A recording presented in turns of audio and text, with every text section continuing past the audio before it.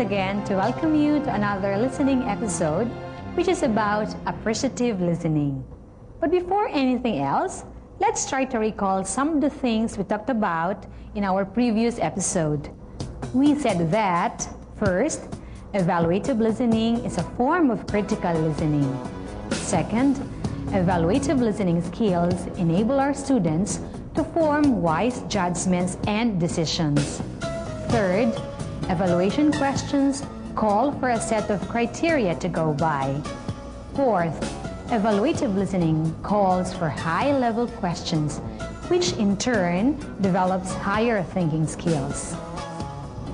Today, we will talk about appreciative listening. This type of listening means just what the name implies.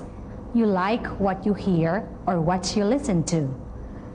Appreciative listening is demonstrated when people react positively to what they hear. Look at some of these examples.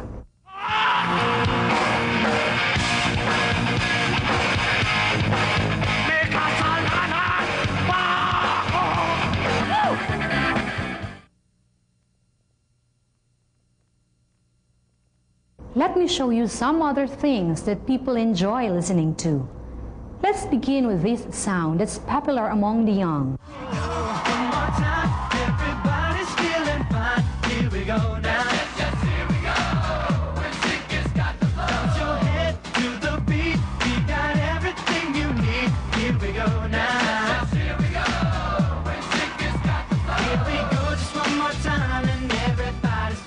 Did you enjoy that? Did you notice the way the audience reacted to the rap? Would you have done it the same way?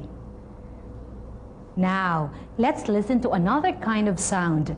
Let me take you to a group of students with their teacher rehearsing them for a performance. Good morning, class. Good morning, ma'am. Isn't this a lovely place to stay for our rehearsal? Certainly is, ma'am. Okay, I'd like you to listen to a recorded jazz chant. Later on, I will ask you to interpret it on your own. Is that clear? Yes, ma'am. I'll play the tape.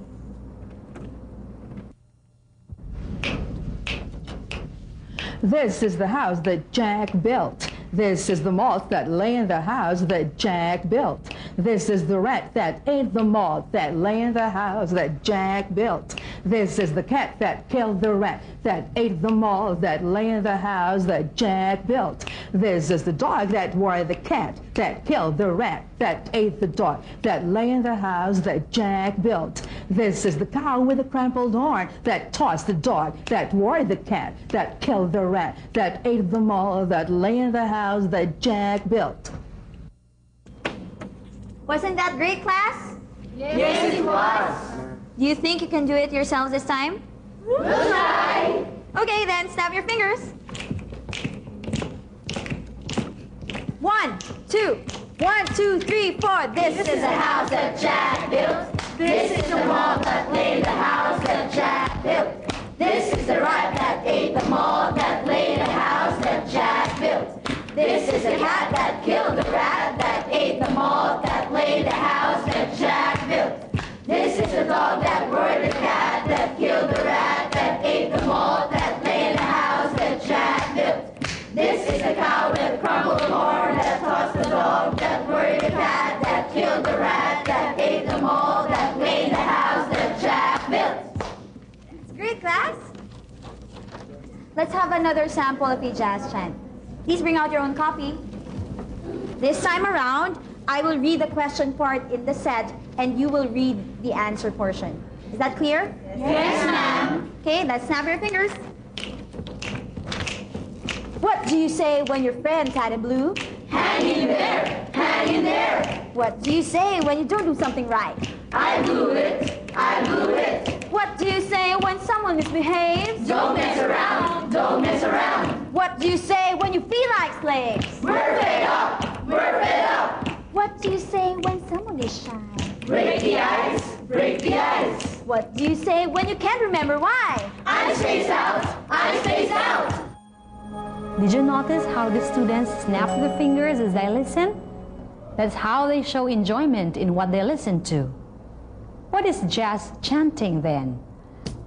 Jazz chanting relates strongly to the teaching of listening due to the sounds it can make students produce. We will return in a short while to show you samples of other kinds of sounds that people enjoy listening to.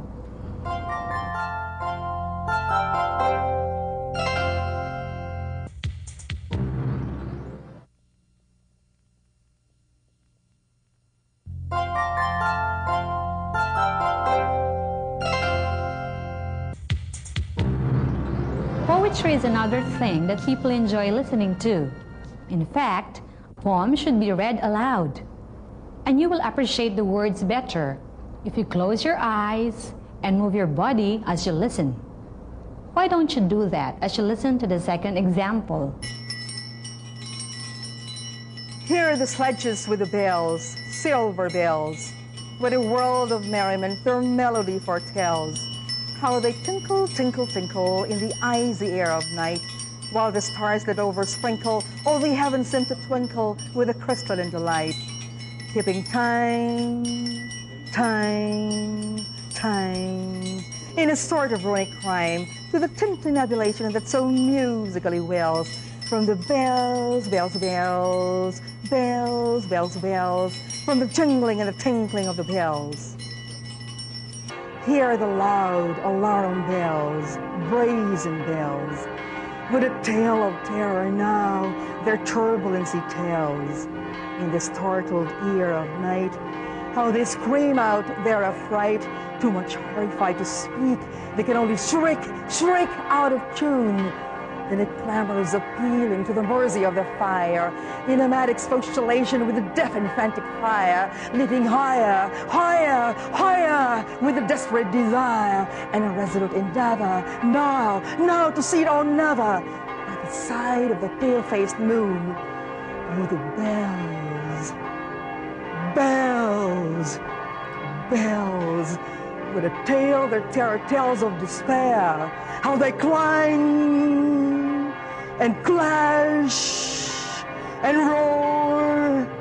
What a horror they outpour on the bosom of the palpitating air, yet the ear it fully knows by the twanging and the clanging,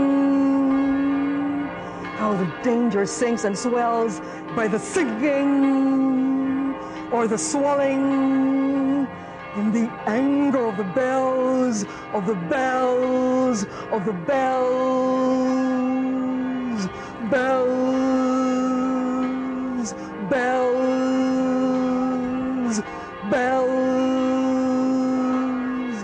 and the clamor and the clangor of bells. How did you like that? Did you notice the way the lines were read? Some were read slowly, others were fast. Let's listen to another poem and see how pacing or rate of speech can affect one's interpretation of a poem. Clear and cool, by laughing shallow and dreaming pool. Cool and clear, by shining jingle and foaming weir. Under the crag where the ouzel sings, and the ivied wall where the church bell rings. Undefiled for the undefiled, play by me, bathe in me, mother and child.